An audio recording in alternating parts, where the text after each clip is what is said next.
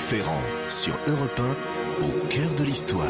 Et c'est une émission aérienne que vous propose Franck Ferrand aujourd'hui. Bonjour Franck. Bonjour Anissa, bonjour à tous. Nous recevons aujourd'hui Stefan Kecklin, déjà auteur d'une biographie du plus grand as allemand de la Grande Guerre, Manfred von Richthofen, et qui, si je puis dire, récidive aujourd'hui avec une évocation de son ailier nettement moins connu, Ernst Udet.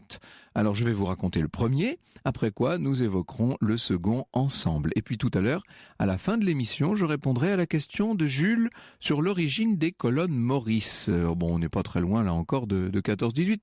Moi qui ai passé le week-end dernier sur les champs de bataille de Verdun, je ne suis pas dépaysé aujourd'hui.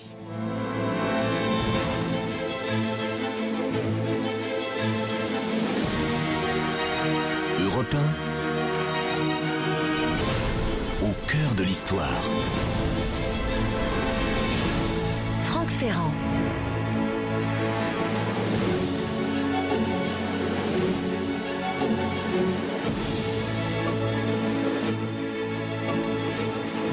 Les Français l'appelaient Petit Rouge ou Diable Rouge du fait de la couleur de son avion. Vous avouerez qu'à une époque où on essaie de passer le plus inaperçu possible dans le ciel en guerre, il est quand même assez inhabituel de faire peindre son avion en rouge vif. C'est ce qu'avait fait Manfred von Richthofen et c'est ce qui lui a valu, de la part des Anglais, le surnom de Baron Rouge. C'est celui avec lequel il est entré dans l'histoire.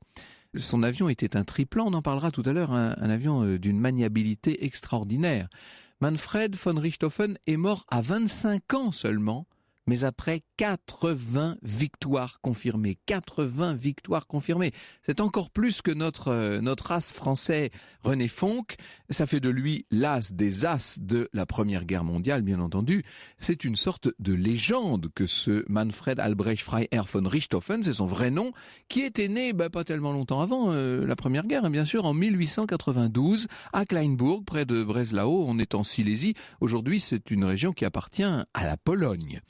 Il naît, ce Manfred, dans une famille aristocratique, famille prussienne. Il est le deuxième des 4 enfants d'un officier de cavalerie. Un officier de cavalerie dont la carrière militaire s'était interrompue un peu plus vite que prévu. Il s'appelait Albrecht Freiherr. Il avait subi un accident avec un cheval dans l'eau glacée. Ça avait interrompu sa carrière et ça avait fait de lui un homme incontestablement frustré et qui sans doute a projeté sur ses enfants une part de ses frustrations. Le petit Manfred a 9 ans quand la famille s'installe à proximité de Schweidnitz. Il grandit objet de toutes les attentions, nous dit Stefan Kecklin. Sa mère s'appelle Kunigunde. Elle veillait, nous dit-il, à ses vêtements. Elle l'habillait de costume blanc, peignait avec soin ses bouclettes blondes, le choyait comme s'il eût été une fille. Jamais elle ne songea pour lui à une carrière de soldat. Mais cette espèce de petite poupée ne rêve que d'une chose, c'est d'échapper à son corps de fille, si je puis dire. Il est obsédé par des désirs de chasse. C'est un enfant qui ne tient pas en place, qui rêve de vivre des émotions fortes. Bref, c'est un petit casse-cou comme on en voit souvent chez ces enfants trop protégés par une mère peut-être trop présente. Très vite, il va apprendre à faire du cheval et à 11 ans, c'est ce qu'autrefois on appelait dans les familles d'éducation rigide le passage aux hommes. Le garçon tourne le dos à la liberté, nous dit Stefan Kecklin, tourne le dos à une enfance sauvage pour embrasser les rigueurs de l'instruction militaire. Il est envoyé par son père chez les cadets. Il n'aura jamais bonne presse auprès de ses professeurs, ajoute le biographe, qui s'échineront à le transformer en soldat, mais arriveront tout juste à secouer un garçon de mauvaise volonté. Ah, c'est un esprit fort, évidemment. On ne peut pas imaginer qu'un personnage qui par la suite s'illustrera, comme a pu s'illustrer Manfred von Richthofen, ait été un esprit docile. Il était tout le contraire, bien entendu. Il se moque de tout ça, il est confiant dans les forces qu'il met en avant, il est un excellent gymnaste, il est même un athlète. Sur les pistes, on le voit semer n'importe quel rival. Et à la fin de son instruction, il est sergent, bientôt second lieutenant en 1912. Son père, à ce moment-là, va lui offrir ce qui, à ses yeux, doit être la récompense suprême, un cheval magnifique qui s'appelle Santuzza. C'est en 1913 qu'on voit Manfred intégrer son régiment de Uhlans. On est donc dans la cavalerie prussienne. Et c'est avec les Uhlans qu'il va donc commencer la guerre, naturellement. Des Uhlans détachés auprès de l'infanterie. Et vous savez, cette première guerre mondiale, cette grande guerre, n'est évidemment pas celle de la cavalerie qui se trouve constamment mise de côté d'une certaine manière, qui est là en soutien, qui s'occupe beaucoup d'intendance. C'est pas très brillant, ça, bien entendu. On est dans cette guerre de position. La guerre de position n'est pas une guerre favorable aux cavaliers et aux chevaux, évidemment. Il bout d'impatience dans le secteur de Verdun où il a été affecté, Manfred. L'attente est longue. On le voit occupé à toutes sortes de petites opérations, de petites missions. On n'est pas encore dans la grande boucherie de Verdun, là. On est avant ça, bien entendu. Alors que fait-il de ses journées? Il joue aux cartes avec ses camarades, il s'ennuie. Et puis, à partir du moment où les combats vont vraiment commencer, à Verdun, à partir du moment où il y aura cette espèce de déluge d'acier, ce tourbillon d'obus et d'horreur, évidemment les chevaux auront encore moins leur place. Non, décidément, la guerre n'appartient plus aux Uhlans. Manfred écrit au commandant de sa division: « Excellence, je ne me suis pas impliqué dans la guerre pour collecter du fromage et des œufs, mais bien pour une autre raison. » Il demande à être versé dans les jeunes forces aériennes qui sont en pleine constitution à ce moment-là. Alors évidemment, dans son régiment, ça suscite un certain nombre de moqueries. Certains l'accusent même de trahison. Ses supérieurs ne sont pas d'accord. Et puis, finalement, devant les nécessités de la guerre, il est bien muté à la fin du mois de mai 1915 dans cette nouvelle force aérienne de combat. Il a 23 ans à l'époque. C'est un tournant de sa carrière. C'est aussi un tournant à l'époque de l'histoire de l'aviation. C'est le début de l'aviation de combat, bien entendu. Alors, dans un premier temps, comme beaucoup de cavaliers qui se sont convertis à l'aviation, il va servir comme observateur dans le ciel de l'Est, si je puis dire. On le voit observateur en Russie, en Belgique aussi. Son premier combat aérien, il l'effectue le 1er septembre 1915. Il est seulement, à l'époque, le fusillé d'un lieutenant, d'un pilote qui s'appelle Georg Zeumer. Alors, ce premier combat est un complet échec, ça marche pas du tout, et ils vont s'accuser réciproquement d'être responsables de cet échec. Ça ne va pas entamer ce qui est en train de devenir une forte amitié, et on peut dire que d'une façon générale, Manfred von Richthofen aura eu la chance pendant toute sa carrière de rencontrer systématiquement ceux qui sont capables de le pousser, de le soutenir. Le 1er octobre 1915, ça c'est une date marquante, puisqu'il va rencontrer celui qui à l'époque est l'as des as, le lieutenant Oswald Bölke. Il le rencontre dans une voiture-restaurant de train. Et à ce moment-là, Manfred est complètement emballé par les récits de Bölke, qui sont des récits de combat aérien.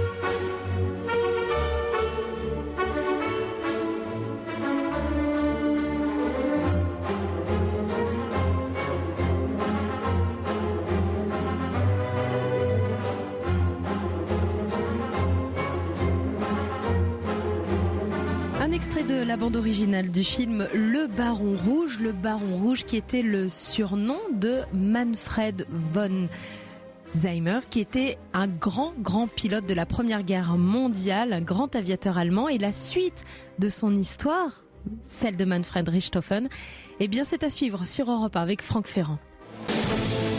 Europe 1, au cœur de l'histoire. 14h-15h, Franck Ferrand.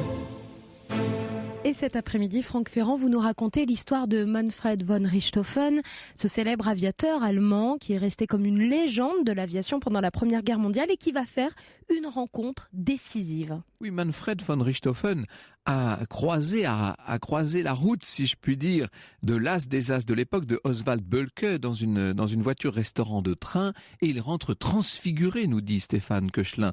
Revenu transfiguré du voyage, il demanda à Zeumer de l'initier au pilotage. Georg accepta. Manfred montra beaucoup de détermination à apprendre, indifférent à la fatigue, si bien qu'après une 30aine d'heures de vol, Zeumer lui annonça qu'il était maintenant prêt à voler seul.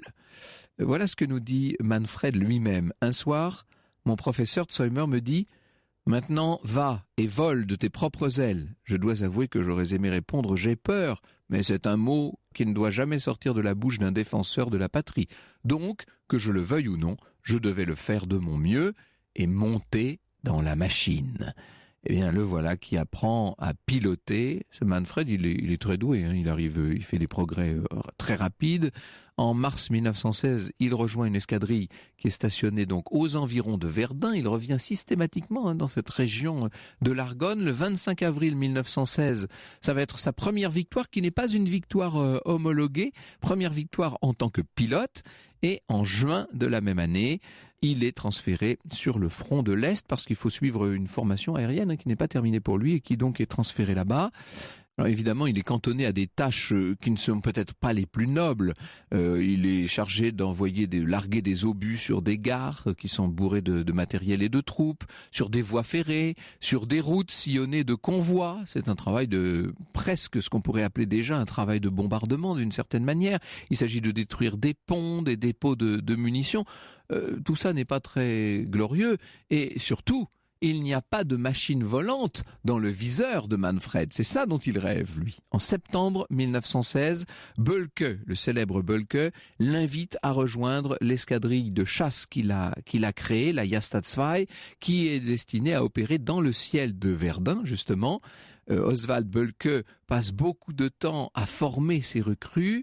8 pilotes ont déjà rejoint sa petite formation. Ils vont passer à l'action le 17 septembre contre une formation anglaise. Nous avions tous compris que nous allions passer notre premier véritable examen sous les yeux de notre chef bien-aimé, écrira Manfred. Et c'est un premier succès. Il descend un bombardier pour son premier combat aérien et il va tout de suite commander à un joaillier berlinois une coupe d'argent sur laquelle il fait graver la date, le type d'appareil abattu, etc. Ça va être une tradition qu'il va poursuivre désormais à chaque fois qu'il abat un avion. En tout cas, il va poursuivre cette tradition jusqu'à la 60e de ses victimes parce qu'après, l'économie de guerre étant ce qu'elle est, l'argent viendra à manquer et on n'utilisera plus d'argent pour ce genre de broutilles, si je puis dire. Les victoires, vous l'aurez compris, s'enchaînent pour Manfred. Le 28 octobre 1916, c'est une date importante pour l'aviation de chasse allemande. C'est la mort accidentelle de Bölke qui comptait déjà 40 victoires. À ce moment-là, Manfred von Richthofen en a 6 à son actif. Et on se dit qu'il pourrait devenir en quelque sorte le nouveau Bölke. La propagande allemande comprend l'utilité qu'il y a de mettre en avant comme ça un certain nombre de ces grands pilotes. Manfred von Richthofen, attention, n'est pas pour autant un pilote d'exception. Il faut dire qu'il a, comme tout le monde, des ratés. On le voit casser pas mal de matériel. C'est le moins qu'on puisse dire. Il faut dire que l'aviation de l'époque est encore une fois très balbutiante. Quand on voit les avions, quand on les a sous les yeux, on se dit mais comment osait-il monter dans des machines pareilles ? On ne peut pas dire que la tactique de Richthofen, par ailleurs, soit particulièrement originale. Il ne prend pas de risques inutiles, il ne cherche pas à impressionner les autres. Vous savez, il ne fait pas partie de ces chevaliers du ciel qui font des figures acrobatiques incroyables, mais en revanche, il a un talent pour le tir qui est incontestable, ça fait mouche à tous les coups, et puis surtout, il a une capacité extraordinaire à contrôler ses ailiers. Ça, c'est peut-être ce qui va faire la différence chez lui. En janvier 1917, voilà le moment où il décide de repeindre certaines parties de son appareil en rouge vif. Il vole sur Albatros à l'époque. Son but, c'est de se faire reconnaître. Alors, bien entendu que ça fait de lui une cible d'autant plus visible, mais surtout, ça va contribuer à faire peur à l'ennemi. Les historiens se querellent, nous dit Stéphane Quéclin, pour savoir si le baron agit par fantaisie, humeur passagère, ou s'il accomplit là un projet pensé et réfléchi. Sans doute se sentait-il investi d'une mission, en voyant le tombereau de photos et de lettres qu'il recevait.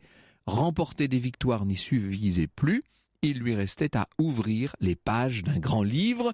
C'est sa légende qui est en marche et c'est sa légende qu'il entend bien contribuer à écrire. Le 25 janvier 1917, la première percée de l'avion rouge résonna, nous dit son biographe, comme un tonnerre dans le ciel de Flandre. Franck Ferrand, 14h, 15h sur Europe 1. L'histoire de Manfred von Richthofen, c'est celle que vous avez choisi de nous raconter cet après-midi sur Europe 1, Franck Ferrand, avec, dans l'histoire de cet aviateur très célèbre, une date très importante. Janvier 17, c'est le moment important dans la carrière de Manfred von Richthofen. Il reçoit la médaille de l'ordre du mérite allemand, qui est la plus haute distinction militaire à l'époque pour l'armée allemande. Il va obtenir le commandement de son escadrille, en tout cas ça lui est confirmé, escadrille basée à Douai. En mars et avril 1917, il obtient les grades d'Oberleutnant, puis de Rittmeister, capitaine de cavalerie. Il commande donc un groupe de 12 pilotes, dont certains ne sont pas du tout expérimentés, il faut le dire. C'est un défi extraordinaire pour lui. En avril, ces hommes évoluent sur Albatros D3, c'est un appareil qui est un très bon appareil, plus maniable, plus efficace que beaucoup de ceux auxquels il est confronté. L'unité éclaircit les rangs des squadrons anglais, c'est le moins qu'on puisse dire. Et vous savez que ce mois d'avril 1917, du point de vue de l'aviation naissante britannique, est considéré comme le Bloody April, l'avril sanglant. Richthofen va totaliser 21 succès pendant ce seul mois d'avril, ce qui va porter le nombre de ses victoires à 52. Au printemps 17, le général Ludendorff en personne lui accorde une permission exceptionnelle. Il va rédiger ses mémoires, ce qui est un véritable ouvrage de propagande, bien entendu. Tout ça est entièrement cousu de fil blanc. Le Baron Rouge voit paraître son livre. Il signe des autographes comme s'il était une vedette de l'époque. Et puis, il fait une petite tournée de promotion, il donne des interviews, etc. Et 2 jours plus tard, il est de retour à la guerre. Bien entendu, il est devenu maintenant une cible que désigne ce côté écarlate de son avion. Le 6 juillet 1917, il est touché à la tête. Il fallait s'y attendre. Il était trop exposé d'une certaine manière. On va le voir continuer à voler avec un bandage sur le crâne. Simplement, il est définitivement... Il va enregistrer de nouvelles victoires, bien sûr, mais il a des séquelles. Des maux de tête quasiment permanents, des bourdonnements, des sautes d'humeur, évidemment, qu'on peut comprendre dans une situation comme celle-là, des nausées qui vont le poursuivre jusqu'à la fin de sa vie. Oh, c'est une fin de vie qui va bientôt venir. C'est en septembre de cette année 17 qu'il reçoit son Fokker triplan, cet fameux appareil à 6 ailes, si je puis dire. Manfred lui-même avait réclamé le développement de cet appareil parce qu'il savait que il serait extrêmement agile, bien entendu. À cette époque, on peut dire qu'il est devenu lui-même une légende vivante. Les dirigeants allemands se mettent à craindre pour sa vie parce qu'on se dit que si jamais il était descendu, ce serait un coup terrible pour le moral des combattants de toutes armes, bien entendu. Ce serait un symbole d'échec pour l'armée allemande dans son ensemble. Et on est à une époque, 1918, où les Allemands ont encore bien l'intention de gagner la guerre. Printemps 18, on est dans leur ultime offensive extrêmement efficace. Le 2 avril, le Kaiser en personne décerne à Richthofen la croix de 3e classe de l'ordre de l'Aigle Rouge avec couronne et épée. C'est une récompense qui, de 1854 à 1918, n'aura été attribuée que 6 fois. Ça vous donne un peu l'idée de l'extrême reconnaissance dont bénéficie le Baron Rouge. Le 20 avril, il abat ses 79e et 80e adversaires.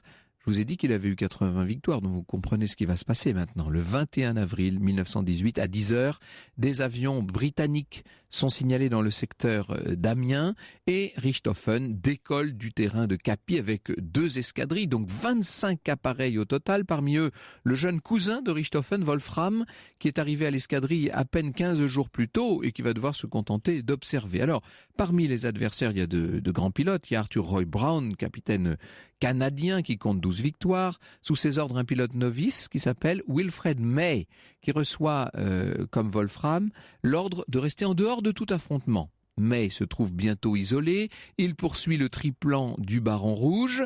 Roy Brown se porte au secours de May, il se dit mon Dieu mais qu'est-ce qu'il est en train de faire? Il se place dans la queue du Fokker, il lâche une rafale de mitrailleuse sans résultat, mais continue d'exécuter des manœuvres d'esquive tout en perdant beaucoup d'altitude. De son côté, Brown reprend de la hauteur, il abandonne le combat. Manfred von Richthofen enfreint ses propres règles. À ce moment-là, il décide de poursuivre May à moins de 20 mètres du sol, loin derrière les lignes britanniques. Les tirs en provenance du sol se concentrent concentre, vous imaginez bien, sur l'avion rouge vif. À ce moment-là, Richthofen aurait pu reprendre de l'altitude, mais il refuse de rompre le contact avec sa proie. À ce moment-là aussi, une balle va traverser l'habitacle du triplan rouge et percer la poitrine de Manfred, qui est encore conscient, qui dans un suprême effort parvient à poser son appareil sans l'endommager. Les troupes australiennes du camp qui étaient là, évidemment accourent. On approche de l'avion, du mythe volant, vous imaginez. Et on dit que le corsaire rouge, comme on l'appelait aussi, avant de s'éteindre définitivement, aurait prononcé le mot caput. Est-ce que c'est vrai? Ça, c'est une autre histoire. Les véritables circonstances de la mort du baron rouge restent floues.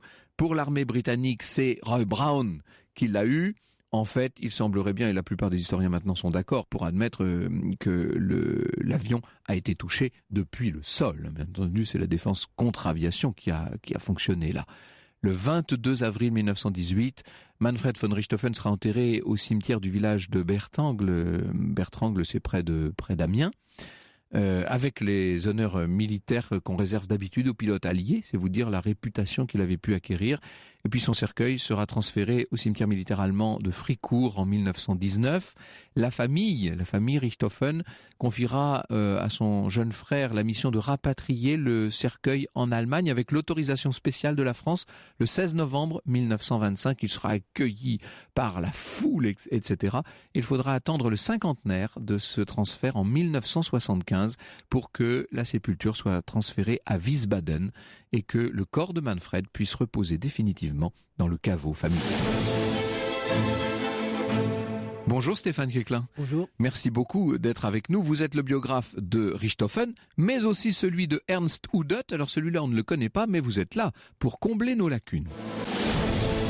Franck Ferrand, 14h, 15h sur Europe 1. Et c'est une émission très aérienne que vous nous avez réservée aujourd'hui, Franck Ferrand, avec votre invité. Vous recevez Stéphane Quéclin, journaliste et écrivain, auteur du dernier vol pour l'enfer, Les 5 vies d'Ernst Udet, paru il y a quelques semaines chez Fayard, et puis auteur de La légende du Baron Rouge, paru chez Fayard aussi.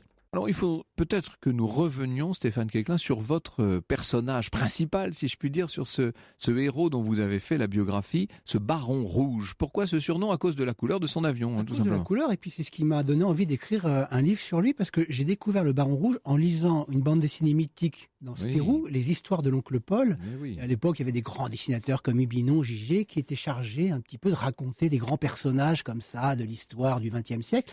Et dans une de ces histoires, il y avait le Baron Rouge. Et évidemment, au détour d'une page, j'apprends que ce personnage avait fait repeindre son avion en rouge vif. Alors j'ai trouvé que c'était une esthétique absolument admirable, remarquable. Ce personnage a commencé par me hanter, par m'imprégner. Et je me suis dit, c'est un poète, un mégalo, c'est quelqu'un d'exceptionnel. Et je ne voulais pas le croire même au début. Donc j'ai commencé à faire des recherches.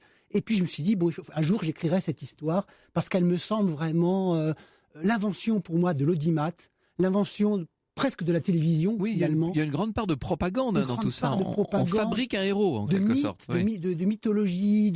Lui-même, il savait très bien, inconsciemment, qu'en faisant peindre son avion en rouge vif, il s'exposait évidemment aux balles adverses, mais en même temps, il allait, à mon avis, marquer le ciel de la guerre de 14-18. Oui, c'était un homme qui, bien avant l'heure, avait le sens de la communication, disons-le. Un jeune homme. Alors, ce qui est fabuleux, c'est que tous ces cavaliers de 1915 sont passés quasiment du jour au lendemain à l'aviation et ils ont importé dans la nouvelle arme aérienne, qui d'ailleurs n'était pas encore une arme indépendante à l'époque, ils ont apporté toute leur tradition de cavalerie. C'était ce qu'on appelait les chevaliers du ciel, en vérité. Ce qui est fabuleux, c'est qu'ils commencent la guerre à cheval et il termine roi de l'aviation dans les airs, et alors que l'aviation est devenue quand même une arme de destruction massive. Bien sûr. Parce que en 14-18, c'est en tout cas systématique. Oui, c'est des grands vélos géants qui volent tant bien que mal, mais en 1917 et en 1918, ce sont vraiment des armes de destruction massive, d'une efficacité redoutable, presque cauchemardesque. Puis à partir de 1915, Roland Garros décide, parce qu'à l'époque on se tire comme des canards au fusil, Roland Garros décide de monter une mitrailleuse derrière l'hélice. Qui va tirer à travers l'hélice, à travers l'hélice avec les balles qui heurtent l'hélice. Alors c'était très dangereux parce que les balles pouvaient revenir en ricochet sur le pilote et endommager l'avion. Et évidemment, Roland Garros tombe avec tout son équipement aux mains des Allemands. Et c'est l'ingénieur Anton Fokker, qui aurait pu d'ailleurs travailler pour les Alliés, mais les Alliés n'avaient pas voulu de ces avions. Il était néerlandais, lui. Oui. Hollandais. Et donc il a décidé de travailler pour les Allemands. Et lui, nous on a le génie et les Allemands ont le perfectionnement et le côté un petit peu rigoureux. Il va perfectionner un système de mitrailleuses synchronisées, c'est-à-dire qu'il tire à travers les pales de l'hélice. Et à partir de là, l'aviation devient vraiment une arme d'une efficacité redoutable. Et c'est à partir du moment où on peut tirer à travers l'hélice que commencent ces espèces de combats d'une virtuosité folle entre des as, comme on les appelle, qui vont donc dans le ciel se poursuivre et se chasser, et essayer de descendre chaque avion, parce que chaque avion tombé est une grande victoire. Chaque avion tombé est une grande victoire. Alors les Allemands ont quelque chose de plus que les Alliés, c'est-à-dire qu'ils inventent l'escadrille. C'est-à-dire qu'Oswald Bölk, que vous avez évoqué tout à l'heure, est quelqu'un qui a mis au point les escadrilles. C'est-à-dire qu'avant Oswald Bölk, les aviateurs partaient un petit peu à la va comme je te pousse, en cherchant une proie comme ça dans le ciel.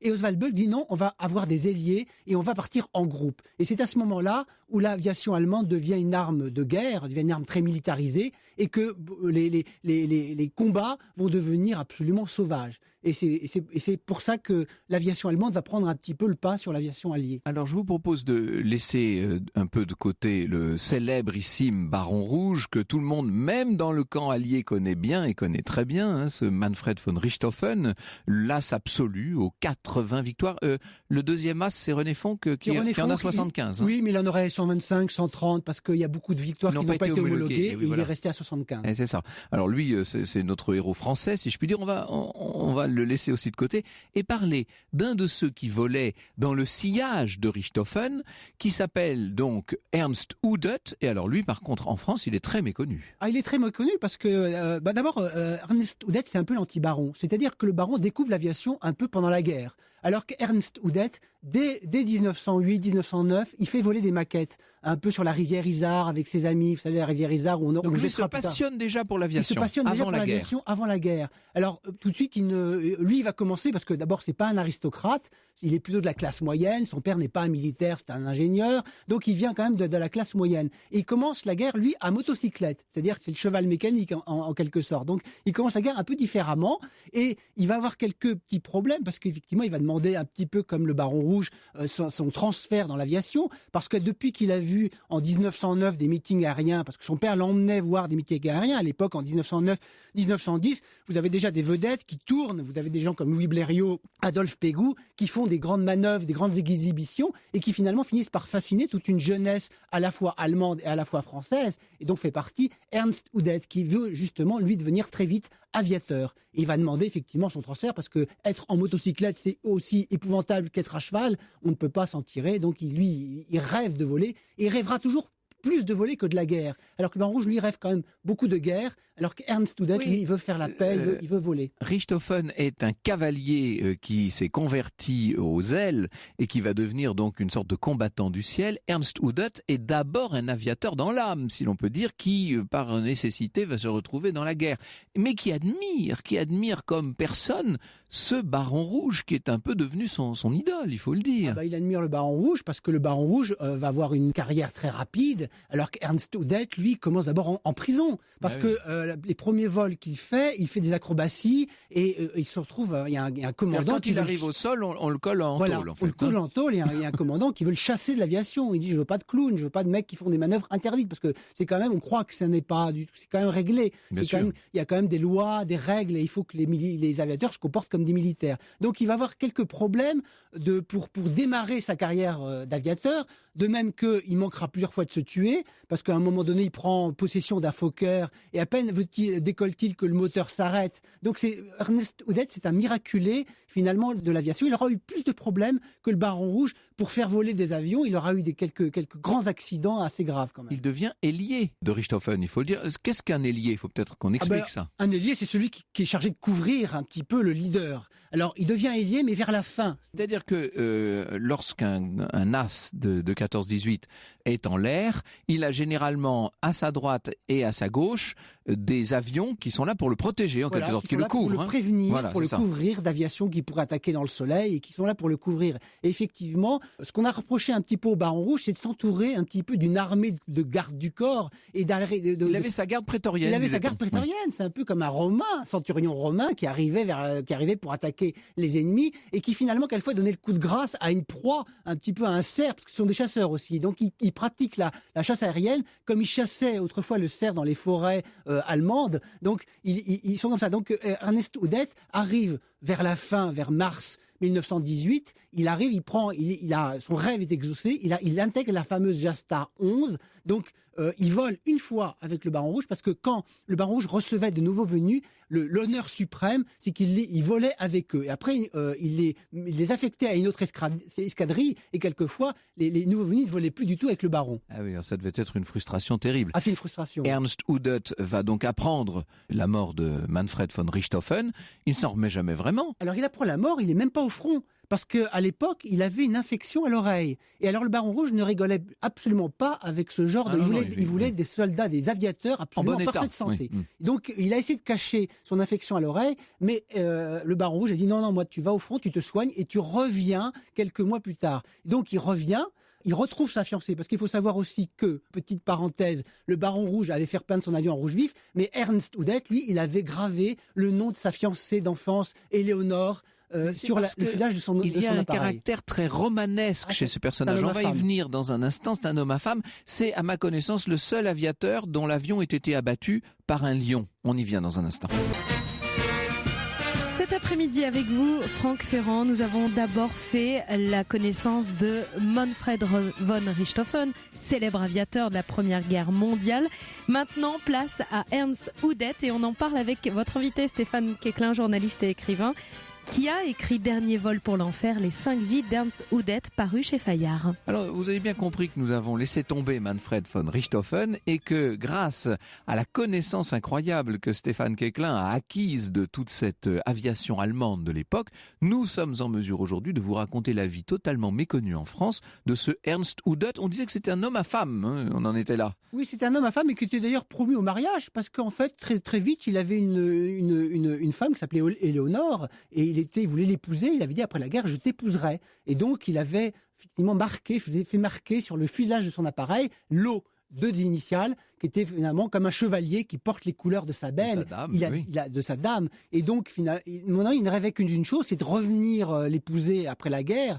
Après, ça ne se passera pas comme ça, parce que finalement, il aura changé un petit peu. Il remarque que Éléonore, il l'épouse, il divorce très vite après, parce que la vie sédentaire après la guerre ne lui convient pas. Il ne rêve que d'une chose, c'est de voler dans une post-guerre très difficile pour les aviateurs allemands, parce qu'ils sont interdits, ils ne peuvent plus voler. Le traité de Versailles leur interdit. Le traité de Versailles, on ne dira jamais à quel point ce traité de 1919 était d'une sévérité invraisemblable contre l'Allemagne, qui était le vaincu de cette grande guerre, bien entendu, et qui a eu toutes les humiliations, toutes les vexations, toutes les interdictions possibles, y compris celles qui empêchaient ces aviateurs de voler quand même.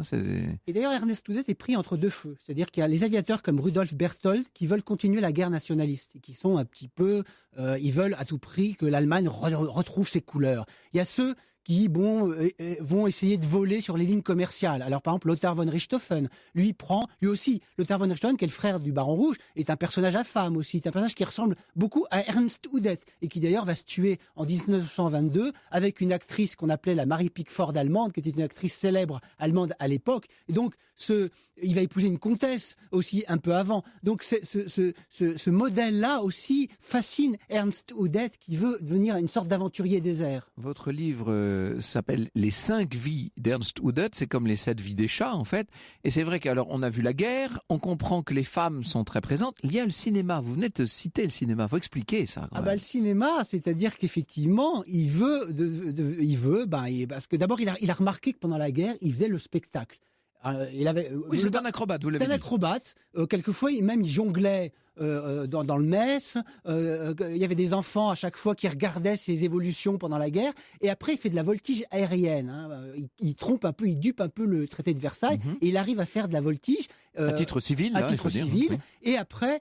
brusquement, il veut tourner des films. Il se dit pourquoi ne serais-je pas, ne me mettrais-je pas au service du cinéma? Et c'est à ce moment-là qu'il approche Leni Riefenstahl, qui est une ancienne danseuse. Oui, dont on parlait il y a quelques jours à ce même micro. Voilà, qui est une actrice, et il va tourner alors un petit peu des rôles d'aviateurs qui sauvent des expéditions dans le froid polaire. Alors l'un des films célèbres, c'est Tempête sur le Mont Blanc, l'autre c'est SOS Iceberg, qui sont quand même des films tournés d'aventure pure, à Saint-Maurice, où à la fin, Ernest Udet arrive avec son avion, et alors là il évolue près des glaciers. Il a absolument pas de doublure, hein. Il risque sa vie, et il emmène Leni Riefenstahl, dont il est un peu amoureux d'ailleurs, il faut dire. Il la drague de manière un peu hontée. D'ailleurs, dans ses mémoires, elle s'en plaint. Elle dit: j'adorais Ernst Udet, mais il m'invite et il commande des bouteilles de champagne, parce que c'était ça aussi Ernst Udet. C'était tout son argent, c'était pour plaire aux dames. Il adorait inviter les filles dans les grands restaurants. Enfin, c'était vraiment quelqu'un qui vivait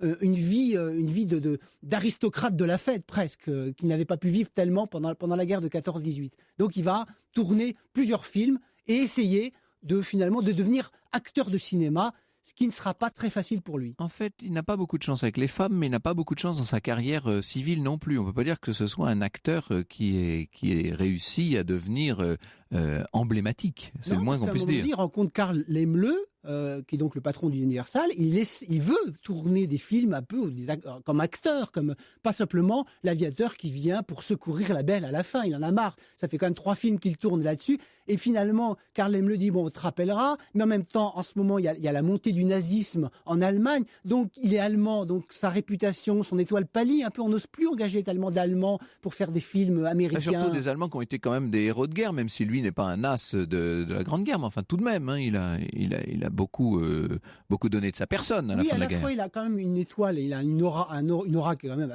assez remarquable, mais en même temps, il reste allemand. C'est-à-dire qu'on hésite un petit peu à lui donner le premier rôle. Avant qu'on oublie, il faut que vous racontiez cette histoire du lion que j'évoquais là à l'instant. Alors ça, c'est encore une fois, c'est pas pendant qu'il tourne, effectivement, pendant qu'il fait ses films avec Leni Riefenstahl, il est aussi engagé pour faire des safaris en Afrique. Et alors, ces safaris, c'est-à-dire qu'il est pilote, et derrière, il y a le fiancé de Leni Riefenstahl qu'il a essayé d'évincer, qui filme comme ça des animaux sauvages. Et à un moment donné, en volant en rase-motte, il y a un lion de s'approcher le plus possible de la faune. Hein, il y a un lion qui surgit un petit peu de la savane et qui, d'un coup de patte, endommage son train d'atterrissage. Et on peut dire que c'est le seul déstabilise l'avion. Déstabilise l'avion. Et bon, il arrive à se poser comme ça en catastrophe. Et on peut dire que c'est le seul cas où un aviateur a été abattu par un animal sauvage. Oui, par un lion. C'est complètement extraordinaire. On est quand même un peu dans une entre-deux-guerres là de carton-pâte qui fait penser c'est Hollywood, c'est Tarzan, c'est King Kong. Enfin, c'est ça l'ambiance. Moi, je pensais, vous savez, à Marianne Cooper, Ernest Johnson, qui étaient des chercheurs d'or et qui après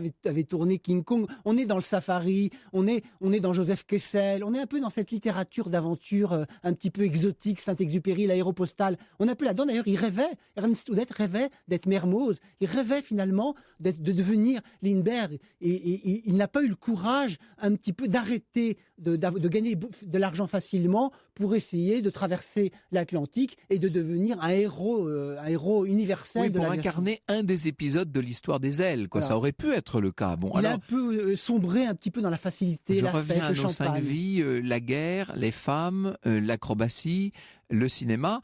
Il ne faudrait peut-être pas oublier, et ça n'est pas le plus brillant des chapitres, évidemment, la politique, parce que on parlait du parti nazi, il va s'en rapprocher très vite. Oui, à son corps défendant, parce qu'à un moment donné, Göring, qui a donc été un as... Göring, encore un autre as, d'ailleurs, il faut en dire un mot de ça. Alors oui, on peut dire un mot de Göring, parce que Göring a pris le commandement de la fameuse escadrille de Richthofen après la mort, en juillet 1918. Et il en a profité politiquement pour essayer de se mettre en valeur. Donc il a capitalisé sur le prestige de cette escadrille.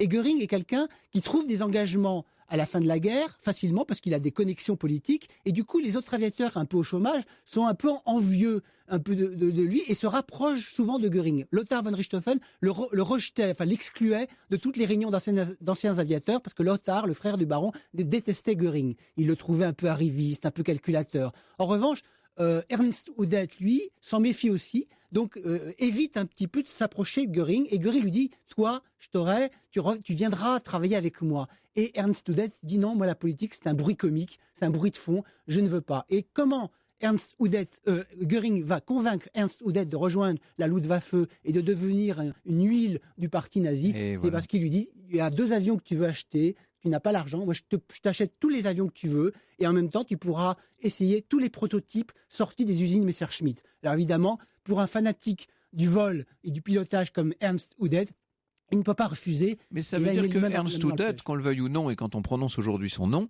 c'est un ponte du régime nazi. C'est devenu un ponte du régime nazi, mais il n'est pas du tout à la hauteur de l'événement. Moi, je pense que si les nazis ont perdu la bataille d'Angleterre, c'est parce qu'à l'époque, Ernst Udet, qui est chargé donc de l'approvisionnement de la Luftwaffe, donc d'approvisionner les avions, préférerait aller au casino, boire, inviter dans le fameux restaurant Horscher à Berlin des belles femmes, et n'a pas travaillé suffisamment, alors que quand même la bataille de France, il y avait eu beaucoup d'avions allemands abattus, plus que prévu, et du coup il n'a pas pourvu à la réserve. Voilà. Il nous reste quelques secondes pour évoquer les circonstances de sa mort, qui sont quand même pas banales. Alors les circonstances de sa mort, c'est effectivement, il est en désaccord avec le parti nazi sur la bataille d'Angleterre. Et oui, là on est en pleine guerre. On est en pleine guerre et sur les projets d'invasion de l'Union soviétique. En même temps, qu'est-ce qu'a fait Ernst Udet ? Il a une liaison avec Martha Dodd, qui est donc la fille de l'ambassadeur américain à Berlin et qui est devenue une espionne soviétique. Et ça, il ne le savait pas. Et donc il craint que il ne le savait pas, mais on l'en informe.